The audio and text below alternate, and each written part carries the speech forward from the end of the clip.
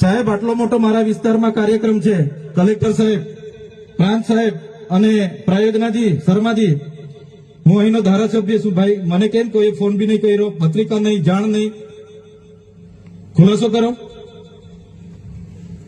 હું ધારાસભ્ય છું ભાઈ, આ મારું અપમાન નથી, મારી જનતાનું અપમાન છે. આ મારું અપમાન નથી. મને કોઈ કાર્યક્રમનો મોહતાજ નથી. મને પત્રિકામાં નામ આવે, મારી તકતીમાં નામ આવે તો જ ચૈતર વસાવા આવે એવું નથી. ચૈતર વસાવા નામ માટે હું નથી આવતો. મારા જનતાને મારા સરપંચે કીધું કે આટલો મોટો કાર્યક્રમ છે શિક્ષણનો, સાહેબ તમારે આવવું પડશે, એટલે મેં આવ્યો છું.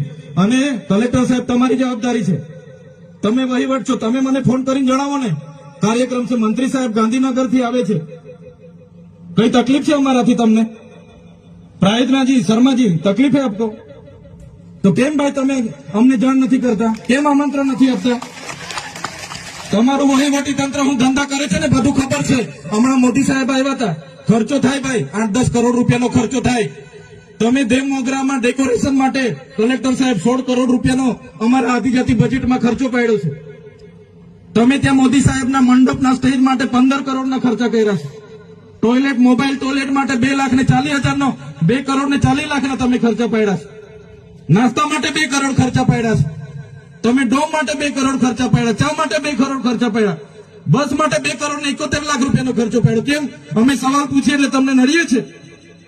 તમારા મનમાં ધુમાડો હોય તો કાઢી નાખજો ભાઈ, બરાબર છે? આ જનતાના ટેક્સના પગારે આપણે બધા છે. આ જનતાના ટેક્સનો પગાર મને પણ મળે છે, તમને પણ.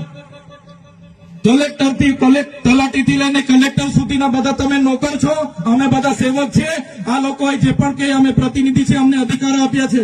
તમે અમને કેમ અહીંયા બોલાવ્યા નથી? ના સાહેબ, અમારે વિદ્યાર્થીઓ અમે કેવું પડે છે, અમને કઈ. તમે દર વખતે ચિદ્દામાં કીધું, દર વખતે આ જ પ્રશ્ન ઉભો કરો છો, દર વખતે આ જ પ્રશ્ન ઉભો કરો છો. ઓ ભાઈ, ધારાસભ્ય છું, લોકોએ મને ચૂંટ્યા છે, મને આમંત્રણ જોઈએ ભાઈ. આ કોઈના પૈસાથી આ બિલ્ડિંગ નથી બની, તમારા ઘરના પૈસાથી બની છે. અરે વિષય પર તો મને આમંત્રણ કેમ નથી આપ્યું? મને જાણ કોઈ એક ફોન કેમ નથી કર્યો? કેમ ભાઈ? અમે ધારાસભ્ય ચૂંટાયેલા છે, લોકોએ અમને અધિકાર આપ્યા છે, અમારો અવાજ તમે દબાવવાની વાત કરો છો. અમને કેમ નથી આમંત્રણ આપ્યું? તમે તમારે આમંત્રણ આપવું જોઈએ ને અમને. ઓ ભાઈ, બંધ કરી દેવાનો મારો અધિકાર છે ભાઈ. તમે નો આવો, બંધ કરી દે એટલે, બંધ કરી દે એટલે આમંત્રણ કેમ નથી? બંધ કરી દે એટલે, બંધ કરી દે એટલે, બંધ કરી દો એટલે આમંત્રણ આપવું જોઈએ ને તમારે. અમને તમે આમંત્રણ કેમ નથી આપ્યું ભાઈ? અમે ચૂંટાયેલા ધારાસભ્ય છે, અમને એક ફોન કોઈનો આવ્યો નથી. કલેક્ટર સાહેબની જવાબદારી છે.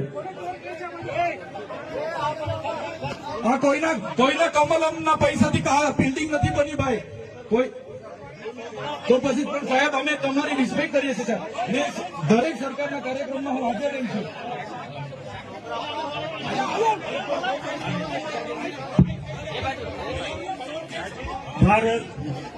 ભાઈ ભાઈ ચલો શાંતિથી બેસી જાઓ, બધા બેસી જાઓ.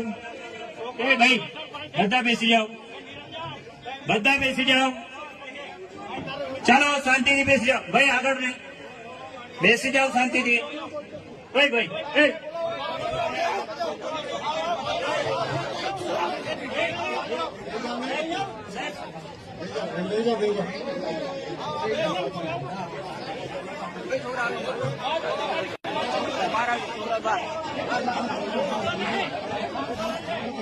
ભાઈ ચાલો ભાઈ, પોલીસ ડિપાર્ટમેન્ટ સાહેબ.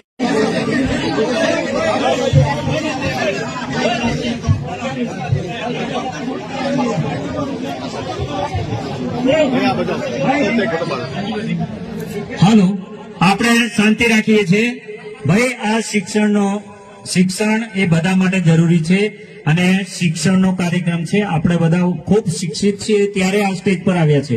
આપણે પણ એ જગ્યાએ હતા કે જે આપણા બાળકો બેઠા છે ત્યાંથી ભણતા ભણતા એ આખો સમાજ આજે આ સ્ટેજ પર શિક્ષણ થકી આવ્યો છે. બિલકુલ શાંતિ રાખીએ. અને આપણી વચ્ચે આપણા માનનીય સાંસદ સભ્ય શ્રી મનસુખભાઈ વસાવા સાહેબને હું વિનંતી કરું છું.